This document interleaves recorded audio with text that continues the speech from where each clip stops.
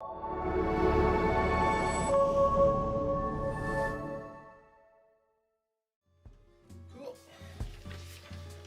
Welcome to the studio.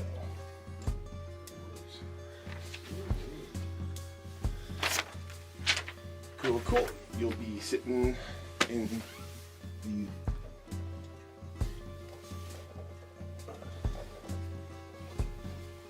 Thanks for rescheduling. Whole part of this grid went out.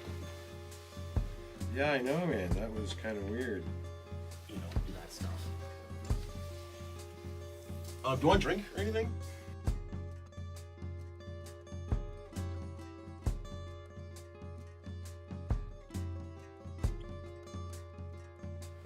I didn't get any of that.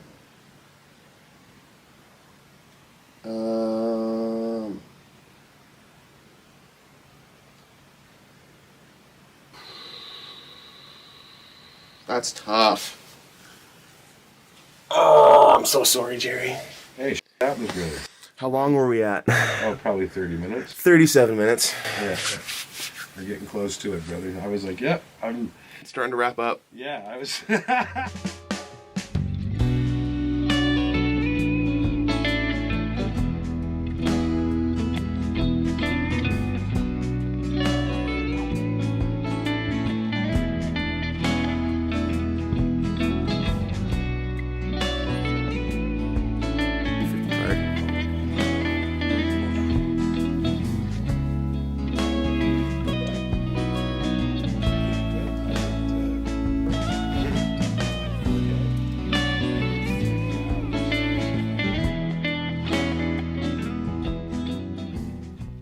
Hello, everyone. Welcome to Music Makes Sense, the podcast that talks about why music is easy and why life is hard. Today, our guest is a local Fort McMurray legend. He is a man who puts family and his work and his career first. He is the voice that has been stuck in my head ever since I was a little kid. Everyone, Mr. Jerry Neville, how's it going, dude? I'm doing great, man. And of course, today I'm right raspy. So it's like, yeah, you say the voice, and I'm like, oh, yeah, how you doing? No, that's just more sexy, you know?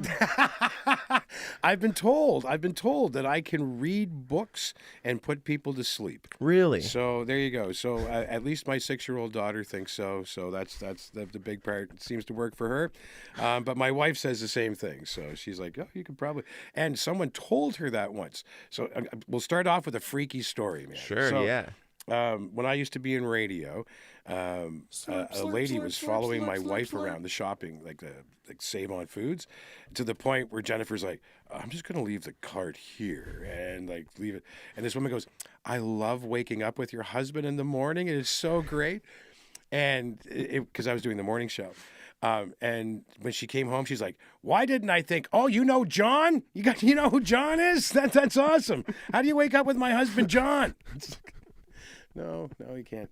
Anyway, so yes, when you say the voice, I can say that. So, but it's not about voices. This is about music and starting out in the business. You know, a little bit of inside baseball for everyone here. You know, it's talking about the business. This is not our first take. So, and literally, man, it was, and to tell people how far we got into this. Oh, we were wrapping up. I was about to look into the camera and do my cannon shot. It was literally one of those, and I'm like, this is perfect. I can end on this story. This is going to be great. And you're like, all of a sudden I see you do this. What's going on? Where's that red light? Oh, no. And he's like, did you notice the red light on? And I'm like, no, I'm not supposed to look at the camera. Now all I can do is look at the damn camera to see if the red light's on. And it's like, but yeah, no, that's part of it though. But that's, I think, where we were when I was telling the story about making mistakes. Mm-hmm. And I think people in this business think that you have to be perfect every time. And I can give lots of examples of how people are definitely not perfect in this business every time. It's got to be one of the most fly-by-night, fly-by-the-seat-of-your-pants businesses. The best advice I've ever heard was given from Gene Simmons to his son before he went on the stage for the first time. And he said, when you go out there and you're standing with one foot on top of the monitor speaker and you hit boom, and it's supposed to be a G, and you don't know what that noise is that came out of your guitar because it's nowhere near anything. You own it, and you go, rock and roll, baby! You own your mistakes, man. Like, you go and you do it. Like, how many times have you gone to see a band, and you're just like, that's awesome, but if you went and talked to the band afterwards, they're like, oh, man, did we ever mess that song, or did we ever not hit this, or, something like that? There's always, but it's what the people perceive in the front as the show, that's part of the show. If you fall, trip on the stage, and God knows I've fallen and tripped on a stage before, you own it and you get back up, rock and roll, baby, and you go. And I did a show once. Oh my God, this is like one of my most embarrassing moments of my entire life. So I'm from small town Nova Scotia, and I'm doing video shows with this video production company. Hi, no kitty, called Sights and Sounds Productions, and we're touring all over the Maritimes, and we're doing video shows Thursday, Friday, Saturday nights, and like Upper East, Middle Musquodoboit. You know what I mean? Like, there's like, I promise you, nobody with any kind of perceived talent was going there at all. We were showing up with a 24-foot video screen, a couple flashy lights, and some loudspeakers, and kids were showing up and giving us money to play videos, and they thought we were from Much Music or something. So, because at the time, Much Music was playing music. So I'm in Dominion, Nova Scotia, and my family is from New Waterford, Nova Scotia, which is literally around the corner from Dominion. So I'm 16, 17 years old. And so, of course, all the kids that I spent all my summers with, I'm going to be at Dominion, man, rock and roll. You got to be there, see the big show. And so we're playing Kim Mitchell, Might As Well Go for a Soda. I plan to jump off the table, boom, jump down, and go mix the next song. That is not what happened. So I don't know if you've been into a bingo hall in Nova Scotia or some kind of arena where they have bingo tables, but they have no support in the middle. So it's basically 4 legs attached to a piece of 1/4 inch, maybe if you're lucky, 1/2 inch plywood. At my best, I was 160, 180. Okay, so I wasn't a small boy even then. Definitely nowhere near 160, 180 now. So I'm standing at that table, so the table's doing this. And if I go to jump off the table, it now becomes not a table, but a springboard. So I'm on a stage that's 6 feet up on top of a 4-foot table, so I'm 10 feet in the air, and I go to jump off, and I go over the crowd. So now I'm like, whoa, with a wireless mic doing this. And you would think people would be like, rock and roll, catch the dude. No, they did not catch the dude. They're Scatter. like, nah, it's more like that. I end up going this way. But if physics, which I failed, and I now realize why I failed at school. If I go this way, the table, which is not attached to anything, must go that way. So now you have a 24-foot video screen, you've got panels of lights going and sound. Now you have nothing but the 1 bar of lights we had to plug in off the main power that goes 1, 2, 3, 4. So now you got, might as well go for a... And that's all it was. And I turn around and look at my tech, and my tech is like, like this, as I'm with like 200 people on the ground, probably pretty close to a broken leg. And it's like, are you kidding me? Like, this is horrible. So that was when mistakes happen in shows. You just got to own it. We went back, fired it up. And of course I went, we won't do that again. Let's go. And we just fired it up and finished out the night. But that's part of what goes down at a rock and roll show, brother. Jeez. That's reminding me of the story you told a little while ago about cables going bad. Oh, big time, man. So I always say one cable can take down an entire show. And we were talking about, and I'm sure we will continue to talk about, cohesiveness, because it's not just the talent that has to work that night. It's also the tech that has to work that night. So your light guy has to be cohesive with the band. He's got to be able to count 1, 2, 3, 4 and make those light changes when it happens. Your sound guy has to be on so he's not getting feedback. And when the solo comes up for the keyboard, that it's still not just buried in the mix. Like, you have to turn it up so people know that's a keyboard solo. So everybody's got to work to make that happen. And so we were doing a show where we got brought in just to do cameras, and it was for Gord Bamford Honeymoon Suite. It was one of the first rib fests that was down at the Snai, and it was a big show. So they thought they'd bring in some local crew to help out, right, to make everything equal and stuff. So, and we love that. It was, any chance we have a chance to work with outside folks, it's always great. So we go down, and Buddy comes over, slurp, slurp, slurp. Happen to have a cable that can connect this, and what he's holding is the charger for the batteries for the cameras that we need to go out on stage. And I said, no. I said, that's for Sony. I said, I use JVC and Panasonic, so I don't have that. And he goes, well, there's no power in the batteries, so we have no cameras, so I guess we're just going to leave the screens up as ads while the bands are on. So I can't have that happen. So I called Jennifer. Jennifer brings down cameras for us, and they weren't charged. We're plugging them in. We're literally doing the opening acts, and I'm watching my battery doom, just go down as fast as the band. Good night, boom, fire that up. We'd put it on the charger for the 20-minute changeover. The next band would come over, and I'd watch the second to last one flash. I'm like, oh man, for Honeymoon Suite, there's going to be nothing left in this camera. And thank God Honeymoon Suite was a little longer changeover, and we did. We actually had a chance to charge some cameras up, but it was really good. And then the next night with Gord Bamford was even better because we actually had cameras you had some that prep worked. time. Yeah, you weren't mission critical.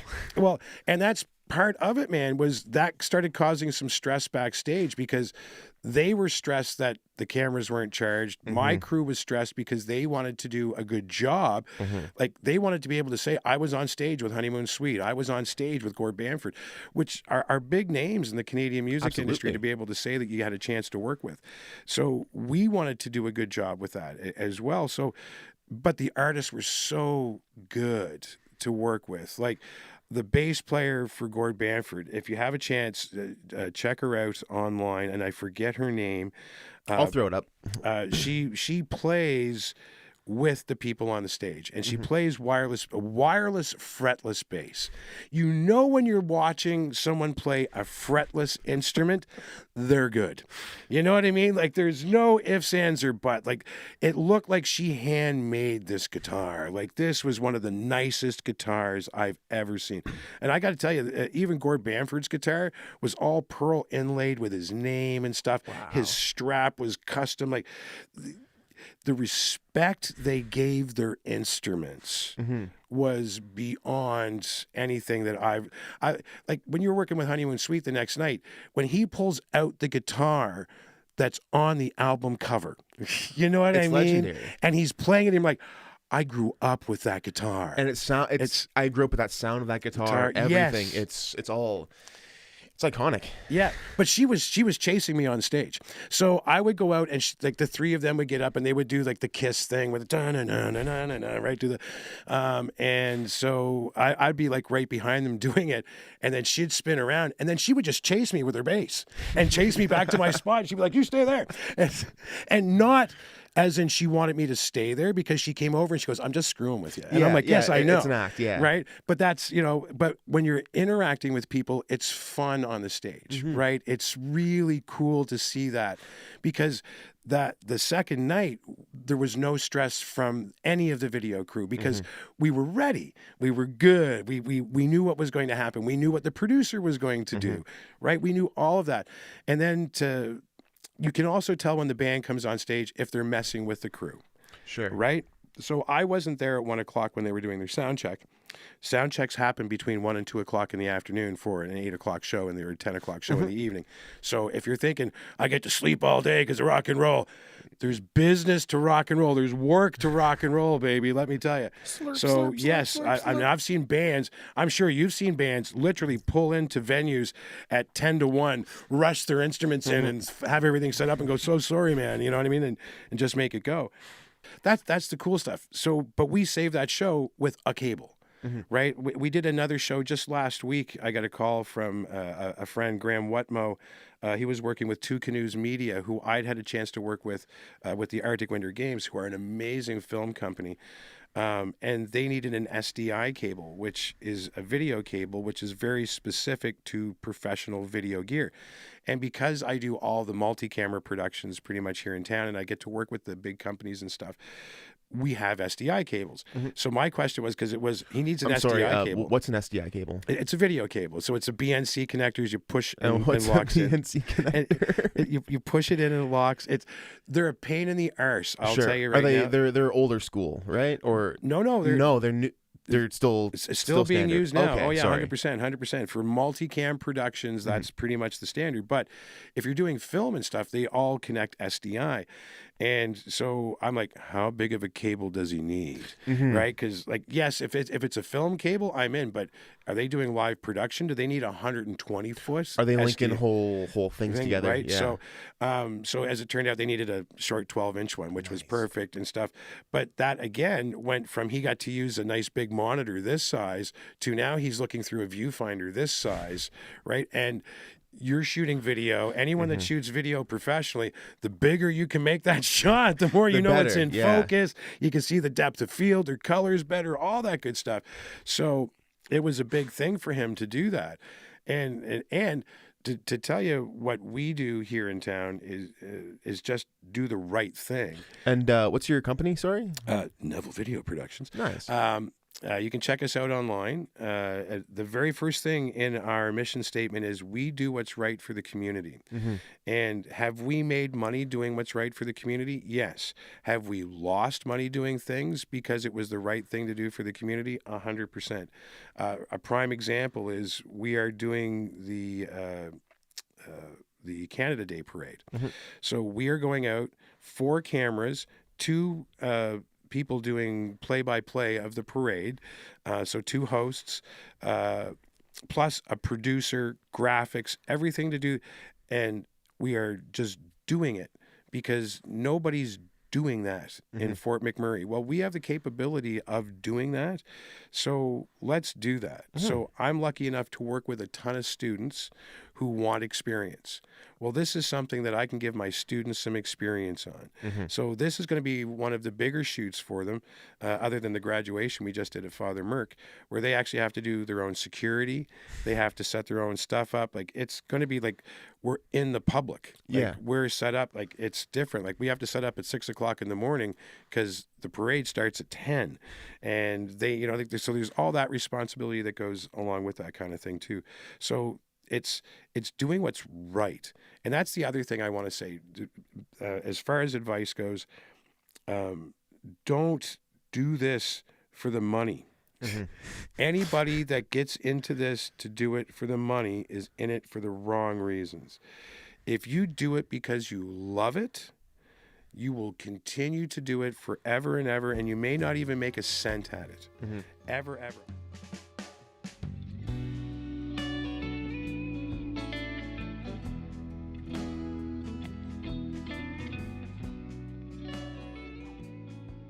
Here's the thing that I think killed local radio. They took that first word out of it. And I feel really bad saying that as a radio guy. And my number one goal, I remember as an 11-year-old kid walking into my first radio studio and walking down the hallway, and I was just telling the story the other day, man, and I can vividly see, still to this day, I'm 55, this was 44 years ago, and I can still remember seeing the giant reel-to-reel machines, the track lighting, the board that was there, the first time that I saw a record library, and went, I've never seen so many records. It's like, what is going on? And then the first time walking into a radio studio and having the music blaring and listening to the announcer talk. Forget the fact that it was my grade 6 teacher that was on the radio. And there was a case of Lowenbrow beer at the back. And his girlfriend was there. And this, honest to God, this is how I got into entertainment, man. So this is what, I'm 11 years old. I'm walking into this radio station in Germany. So we didn't have phones. Forget about cell phones. We didn't have wall phones, man, to call people. And so my parents forgot me. and they hate this story when I told this story. They forgot to pick me up from swim class, so I had to go to the radio station, and you would go, hey, Ruby and Donnie Neville, Jerry's at the radio station waiting to be picked up. And somebody in your little PMQ block would go over and knock on the door. They would broadcast that on the radio. On the radio, yeah. Wow. And so they would go over and knock on, hey, Donnie, Jerry's over at the thing. Oh, oops, I forgot to pick him up, and go over and go pick him up. So that's what happened. So I walk into the studio, and he's doing his thing. And he's playing the song, Here Come. And I'd never been in a radio studio before. So when you turn on a microphone, the music stops. It mutes because the microphone's on. You don't want feedback. So it's like, what just happened? And he puts on the 1970s headphones, man, the big round ones. He's like, there you go, a song called Here Come the Judge, blah, blah. And he was doing his thing. And I'm just like, wow. And he picks up the 45 off the turntable. And he goes, you like that song? I don't. Throws it up in the air. And he goes, I got a better song for you. We're going to CF&S. Let's party, rock and roll. And hits the song, turns his mic off. So now the music's back on. Bum, bum, bum, pumping. That is what that. Someone's going to pay me to do that? That. I will do that. That's what I will do. That is what I'm going to do. So, and that was my first foray into this. And man, I DJ'd dances when I was 11. Like I said, I was in a band that was bad. Like we played, I love saying this. We played to several hundred people over several weeks in backyards all throughout the Maritimes. Just a moment, a one little spot in history. Yeah, it was bad. And when I was younger, I was able to sing a little bit when I was younger.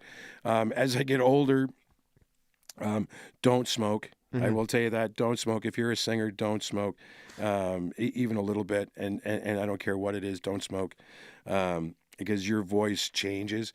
My voice when I was in my 20s was at least an octave higher than this. Like I could never imagine. It's, oh my God. So here's one for you. So the very first radio station that I worked at ended up being the second to last radio station that I worked at. And that's where I met my wife, Jennifer. And they're doing a big cleanup of the basement, and we're cleaning up stuff. And I'm like, oh my God, I remember this from when I was here, and this was from before. And like, I was like the little historian downstairs because they were like cleaning out to make room for new stuff. And it was like, this is crazy. I can't believe you guys are throwing all this out. Someone goes, this cassette tape says Jerry Neville on it. And I'm like, no way. We go upstairs and we put the cassette tape in and hit it. And I'm listening to it, and I'm like, it must be playing it fast. Because my voice... Hi, I'm Jerry Neville. Welcome to It's awesome right here, and it's so great. I was like, oh, my God. This is... And then so someone was visiting the radio station and went, oh, there you go. There's Jerry from 1989. And I'm like, did I really sound that bad, man? Like, that's horrible. And so I can tell you my voice has definitely dropped at least an octave or an octave and a half since my start in radio. You know what? It's so good though that like you thought your voice, like you were so insecure about looking at it back, because at that time you didn't even think about like, oh, is my voice good or bad? It's just my voice. It's just the way it's going to be. So you weren't even scared to make that failure, if you would even call it a failure. You're just not even scared. Oh no, you have to get out there. You have to put yourself out there. If you are afraid of playing live, then you are just going to be a backyard musician for the rest of your life, which, you know what? That's fine. That's fine. Everybody has their niche. Not everybody is going to be Eddie Van Halen. Not everyone can be. Right? Like literally, like, because if everyone was special, then no one's special. Well, true that. And let me tell you, Eddie Van Halen is special. One of the coolest live stories ever. So we're watching Van Halen with Sammy Hagar play live, and I'm in Montreal. And if you have a chance to go see a concert in Montreal, seeing a concert in Montreal and I've seen concerts all over Canada and the United States, and big acts. Seeing a concert in Montreal is magical. The crowd... There's something about the French culture, the art, that just culminates into this experience. It's not going to a concert. You were experiencing something in Quebec. But that's like, it was a moment, man. And you're right. Not everybody can be Van Halen. The same as when I saw Elton John the first time. Elton John commanded 11,000 people with a piano. There was no band. It was just him and a piano. And he came out on stage, and after about 5 minutes of a standing ovation, because we saw him in Halifax, and people are still like, I'm in the same room as you. This is amazing. Because what was I doing? I'm in the same room as you. This is amazing. And my mom was there.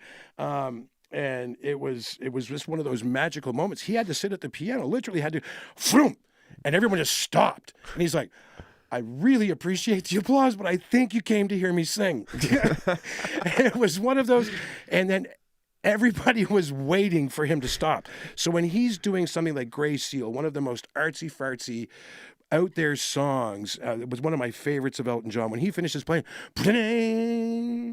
there's no applause, no applause, no applause. He's done. There we go. You know what I mean? It was like you waited for that last. When you're at a rock concert, man, you don't wait for that last sustained note. As soon as Buddy hits it, you're like, yeah, right. The whole right time, there. it's yeah, right. But that was, it was a moment. It was magical. It was something different. But that's.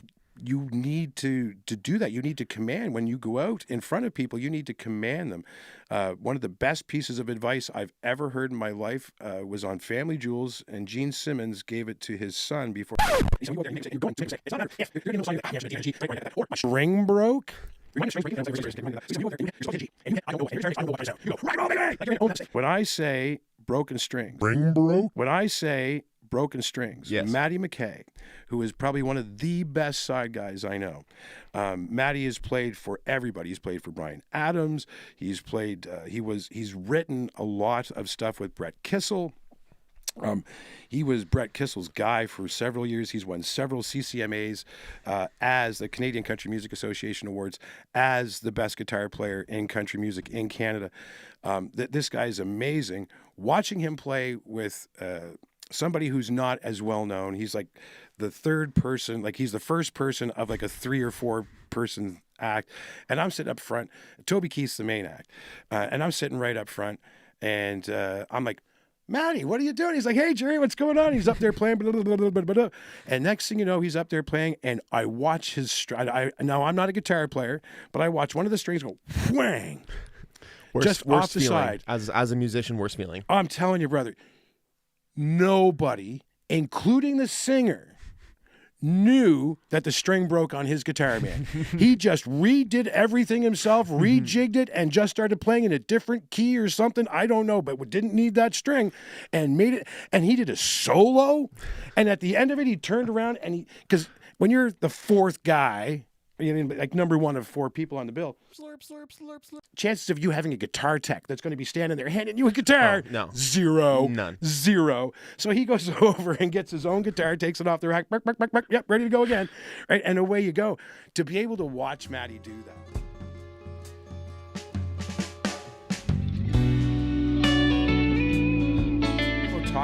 Talk about starting up in this business, man. Yes, because that's a lot of what it is. I need to listen to this. This is, well, man, you're already there. Like that's the beautiful thing. And you've seen people F this up, and you've seen people do this right. Mm-hmm. We've talked about stuff like this. We have friends that are doing it right now. When you get into this business, you have to have a bit of an ego to be able to stand up in front of people and do stuff. Mm-hmm. There's not a doubt about that. When I was younger, my ego was to the point that I was blatantly cocky.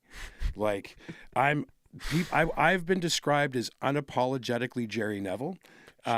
Which is probably I think the best way to I think it's a good thing. It's a compliment. To me, it was. I was like, you know what? That's really good because I have standards. I have things that, and am I difficult to work with?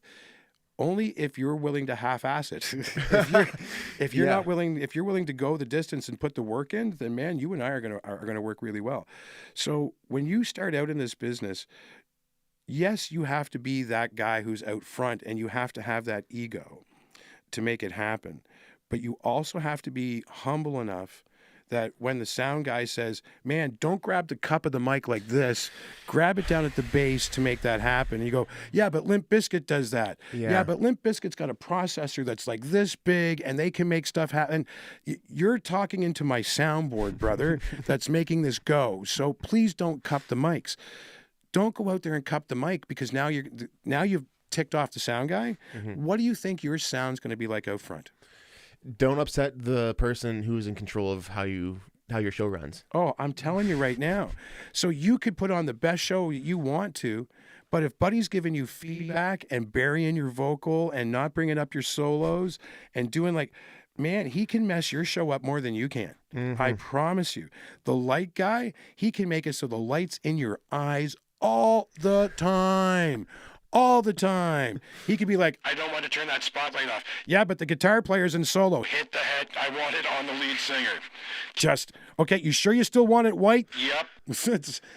You know what I mean? We need a reality show of the different factions of audio, visual, and band, like not having a symbiotic relationship and just the butt heads, how they do, the sandwiches being bad, the mayo not being cold enough. It's seriously. And so you have to do that. So when you first start in this business, yes, put on a good show. Have that ego inside that, yes, I'm going to put on a good show. But also be ready to, when the sound guy says, maybe don't stand on top of that speaker, because when you were there, man, it was doing this, and you could have fell into the audience, and you're like, well, screw that, buddy. That looked really cool. It was rock and roll. Well, guess what costs money? Rock and roll. So when you do this and the speaker falls off and you're on tour, we either go to a shop and replace the speaker, or guess what? Your sound just got cut. So what do you want to do? It's 2024. We can't be chainsawing walls in hotels rooms anymore. Yes, we're all on hairstring budgets. We're all here to work together, not fight a thing that doesn't really exist. No, exactly. So you want to make it so everything you work together with everybody. Now, are you going to find people that you work better with? Yes, 100%. When you get to the level where you can start carrying your own techs. So you're at the casino. I'm sure every once in a while you see a sound guy come in and go, I've got my USB, and they can plug in, right? And they've got their show preset. Their effects are done, everything, because you guys are all using the Behringer X32, correct? Benefit of 2024 tech. Yes. Everything is standardized now. Right. So it's that kind of thing. But if you don't, and you're not carrying your own sound person, you're with a different sound person every night. And sometimes it's, okay, now that you've got your mix, sound guy is gone. And if you have a solo, well, I hope you left yourself an extra 10 or 15% that you can turn up on your guitar, right? And your drummer, well, he's just going to be in the mix. You know what I mean? So that's the way that it is. Unless he's playing on a brain and the drum solo comes up and he's got an extra 10% on the brain that he can turn up, right? So Slurp, slurp, slurp. That's my entire experience teching with drums. Well, they're going to be in the mix. Yeah, everything. It all depends on what you do. But when you get out there, don't be, and I'm going to say it, don't be a dick. Work with the venues, because especially if you're in a spot like where we are here in Fort McMurray, there's very few venues that have live entertainment in them. And if you upset one promoter, I promise you, we all talk. We all, like, if someone upsets me and I tell Josh does not just the casino, but Josh also works with Bryson Audio. I'm not even. So the next time that someone's asking Bryson Audio, hey, we're looking for a band, oh man, don't get these guys.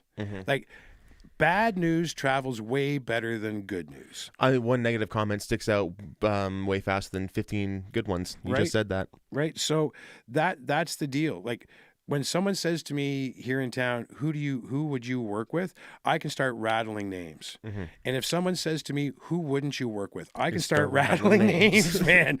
Like, oh no, they're a jerk. This guy's really hard to work with. This person does this. They will not be on time. They will, right? All that stuff, it's all important. And remember that you're not doing this for the money. If you're doing it for the money, you're doing it for the wrong reasons. If you're doing it right and you are loving it and having a good time on stage, somebody is going to see that. Somebody is going to notice. If you're playing the casino and you're rocking the casino and Ray is watching you at the casino, I promise the next person that calls her and says, hey, I'm looking for a band that costs, you got to get these guys, right? That's exactly what it's going to be. Or she'll be like, hey, man, we're thinking about booking this band. Absolutely not. They were a horror show to deal with, right? So wherever you go, relationships are a big thing. And I tell that to the kids that work with me, and I'm doing mostly video now versus any of the sound stuff. Like, to preface, like, being easy to work with isn't really that hard. It's not. It's just show up on time, and like you said, like if the sound guy's like, hey, maybe try this, be open to it. Like the dudes doing sound checks. You know, if you're open to trying different endings, you know, everyone's just gonna be happy. Just be open. Just go out and have fun. Remember that this is right at the end of the day, fun. Nobody got into this because they wanted to sign contracts. Like when you get into the business side of rock and roll, it sucks, man. Like how many cheesy rip-off promoters I have worked with in my time. Like, you know, there's a reason there's contracts. Yes. There's a reason there's contracts.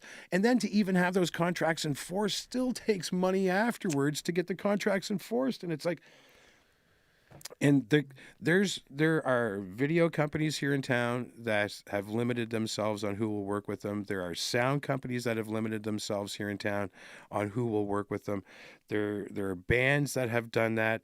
There's bands that need to leave town to get work because they can't get enough work in town. They don't understand how bands are getting so much work here in town. And it's like, because this band doesn't come in and do a 4-hour sound check on, you know what I mean, a 3-instrument band that you guys play together every week. Like what are you doing, man?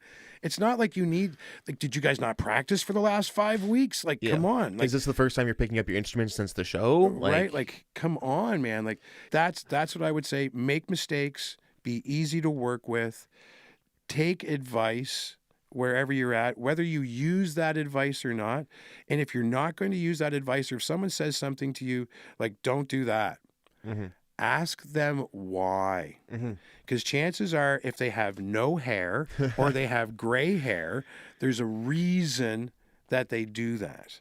Like, oh, the reason I don't get you to stand on speakers, man, is because I had a lead singer stand on that, and it went a little off toppy, and now they can't walk. No, like their they have teeth a are broken gone. foot. Yeah, right? Man, tell me a lead singer that hasn't been smucked by a 38 in the teeth. Like everybody that uses a 38 can tell you exactly how that feels, because the first time that you do it, you're like, you do this because, oh no, how many teeth do I have left is the feeling. Like, that's what that feeling is, man. It's really bad when you get just a little bit of your lip in there too, and it just cracks it and it starts bleeding. Oh my God. So Jerry. Yeah.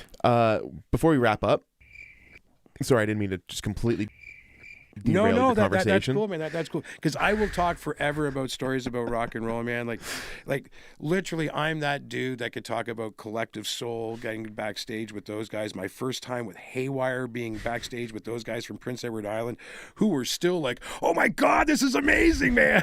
Right? At that point in their career. So, like, everything, man. Like, I could tell you about all kinds, like, work with Tiffany, which was awesome because I'm from the 80s, man. Never thought I'd work with Tiffany, Men Without Hats, Glass Tiger, like all those bands, man. Like, and the number one common thread that, like, I said in the first part that I didn't get a chance to say in the second part, if you meet a band and the band's really nice, chances are their road manager's a dick. And if you meet a band and they're dickish, chances are the road manager's really nice. There's that dynamic right there. And the example I'll give is Johnny Reed, and I'll wrap this up really quick, is his road manager is his brother. And he would come in and go, Johnny, 10 minutes. Come back, Johnny, 5 minutes. Johnny, we got to get going here. Because Johnny's like me. Like, you're trying to get me off this, and I'm still talking, man. I will talk till the day I die to make that happen. Johnny would still be sitting with me at Center Fireplace talking, doing that interview 5 years later, man. I'm telling you right now. But he needs his brother to move him on because he knows without his brother, he doesn't get to the hairstylist, doesn't get to the sound check, doesn't get to have the supper on time, doesn't get to do the band warm up behind stage, right? It's all those little things. That's the work of rock and roll. And I want people to understand that, yes, this is fun, this is games, but there's still work to rock and roll. We've talked a lot about rock and roll. Yep. But is there anything that you want to touch on in regards to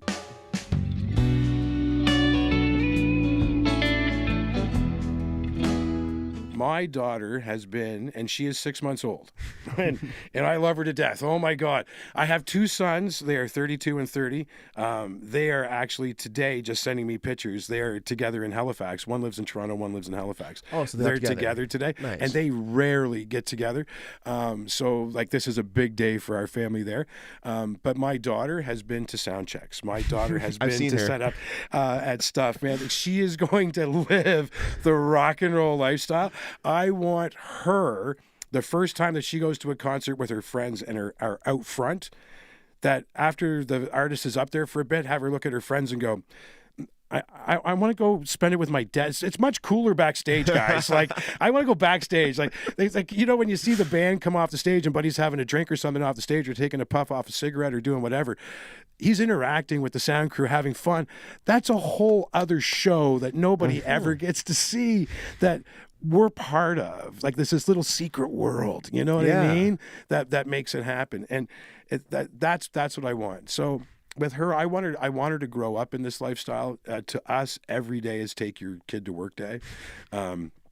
We just did the NHL watch parties, the promoter was saying, when we commented on their thing, they're like, yeah, you didn't do any work. Aurora did it all.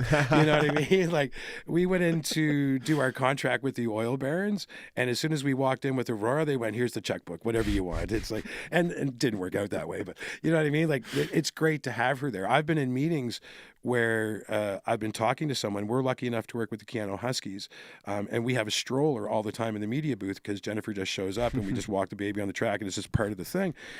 Have them stop meetings where we're talking money, like real money, and go, oh, is the baby here? Hold on, before we get to this contract, let's talk. No, the baby's not here. We thought maybe the contract was a little more serious this time, but next time we will, I promise. It's that kind of thing. So that's what we're doing with her. Like, we want it, and we also had a choice. We were very, very lucky in the choices that we've made. I was working for the RMWB in the communications department, and I was let go for various reasons to make things happen. But I was lucky enough to be let go without cause, so I got a severance to go with that. With that, we were going home to Nova Scotia. We were calling it quits. I was going to work part-time in radio and golf and fish. Jennifer, my wife, was young enough to still have a full-time job. With the experience that she had here, she could go back and be an executive director in Nova Scotia and do some crazy stuff there to make things happen. And then she got pregnant. And then we looked at the opportunities that we've had in Fort McMurray, not just within the arts. We're lucky enough to, Arts Council Wood Buffalo works with us on several projects. We won the Arts Champion Award, which promotes artists here in town. Like, that's part of the deal. Mentoring and doing things, like, there's all kinds of things that come with that. But we looked at the opportunities that she would have here versus Nova Scotia, and we made the decision to stay here because there are so many different opportunities. Like, this year, we're going to be working with the Edmonton Oilers and the Calgary Flames. Wow. That's already a given. They're already talking to us. There's going to be a charity hockey game up here. And if there's not going to be Edmonton versus Calgary, there's going to be two separate charity games. So that's going to be cool all on its own to make that kind of stuff happen. And she's going to be part of that. So she's going to be able to see my hockey heroes, right? Because these are the guys that I grew up watching that are in these old alumni games playing hockey, and maybe she'll get into it. But she's also been backstage at Miss Kelly Dance. And let me tell you, as much as I want my daughter to be involved in sports, I want my daughter to be involved in arts way more, because what you are doing here, Josh, and don't let anybody tell you any different, this is art. Thank you. This is art. I want her involved in art. So we have pictures of her on stage at Keanu already. Like, That's adorable. That's amazing. At 6 months old, she's on stage at Keanu. She has a onesie that says future MKD dancer on it with a tutu. So I now have a tutu, and we dance in the little tutus. We do our thing, right? It's like, because that's what you do. But she didn't stop dancing the entire time when she was backstage. You'll have to excuse me because I'm just getting over a cold. Oh, that's fine. I'm surprised the cat's not destroying me. The DJ Sante plays all the music for the Keanu Huskies basketball and volleyball games. And when she was like 3 months old, she was in the stroller and the music would come on and she would just dun, dun, dun, dun, dun, and the music would stop and she would just stop. It was like, okay, she's just not doing that. She's actually reacting to the music. So it was really cool to be able to see that. So do I think she's going to be the next Wayne Gretzky or the next Darnell Nurse's sister who's in the PWHL? Probably not if she has my athletic ability by any stretch of the imagination.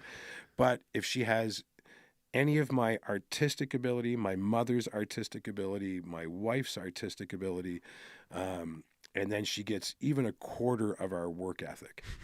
That kid has got opportunities to go anywhere.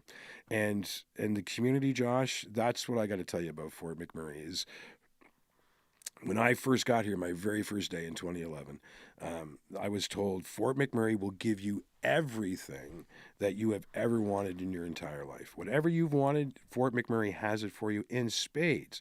The only thing Fort McMurray doesn't have for you here is family. So you need to create that family. Mm-hmm. And this industry that we are in creates family. The same in the video community. I don't get a chance to see Matt Lorenz so much anymore. And now that we're both new fathers, I think that's going to be further apart. I have talked to Matt Lorenz on the phone more since he has become a father and I've become a father to do different projects that we want to work on, or I have a question about things. And he's working with the RMWB. I work with the RMWB on their live stuff. He does their recordings right now. And it's so nice to see everybody working within that family. You and I don't get a chance to work as much as I would like to work together. Mm-hmm. We work together a fair amount. We probably do about 6 or 7 shows a year together. Something like that, yeah.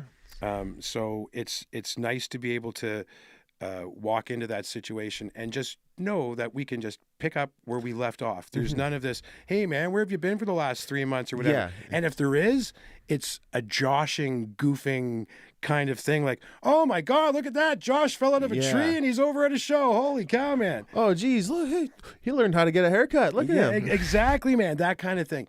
And you're right back where you were before. Mm-hmm. And that's the music community in Fort McMurray.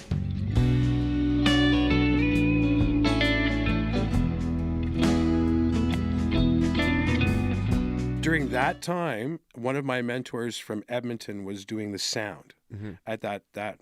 And he said that had to have been the calmest he has ever seen me in a stressful situation. And I think the reason that I was the calmest is because it was my fault. Yeah. It was 100% me. I knew it was my fault. I knew what I did. I knew what I had to do to get it back working again, and I was working on it to make it happen. Mm-hmm. Versus, what happened to that camera? Why don't I have a signal on that camera anymore? I can't see that camera. Is the cable attached? Did you fall down? Is the camera broken? Is it, right? And that's why it's so important to have communication all the time when you're on tech. You know, and again, even when you're on stage and you're the lead singer in the band, and I'll give you a prime example. Taylor Swift's Eras Tour right now on how good the tech has to be with the artist. It's almost a 1-to-1. Yeah. Oh, I think she does a stage dive where she just whoop and dives into the stage, and then all the video screens make it look like a splash, like she dove into water to make it happen. If the guy doesn't have the door open quite right, if the mat that she is jumping onto, because you know she's just not jumping down, and it's like there has to be a mat of some kind there to have her jump down into that to make that happen, then she needs to come back on the stage. So now she has to have somebody light her all the way to the back, right? Bring her back to the stage. Then they have the LED wall door piece that has to open up. So somebody's got to be there to open the door to make it happen. So Taylor Swift comes out. In the old days, man, before anything was automatic. I'm sorry, Jerry. I got to pee so bad. I'm dying. Okay. I'm sorry, man. We were trying to wrap this up, brother. I'm sorry. No, I don't want to cut you off. Well, this is so good. I know, but let's wrap this up, and we'll do another one if you want to do another one sometime. Yes. We definitely do another one. Okay, so I want to leave the I got to pee so bad, because this is usually how my conversations end. Look, I got to go, man. I just got to go. All right, everyone. Thank you so much. This is Jerry. It's so much fun seeing a master at work. Talking? I could talk for a month, man. Oh, I need to learn so much from you on how to keep the vibe going. It's so good. But on that note, everyone, Jerry Neville, thank you so much. I am Josh, and this has been Music Makes Sense.